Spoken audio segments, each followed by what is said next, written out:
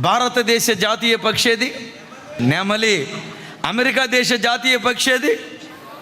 పక్షిరాజు. Right. America దేశ జాతీయ అమెరికా వాళ్ళు ఏమన్నారు? పక్షిరాజు నాది అన్నారు.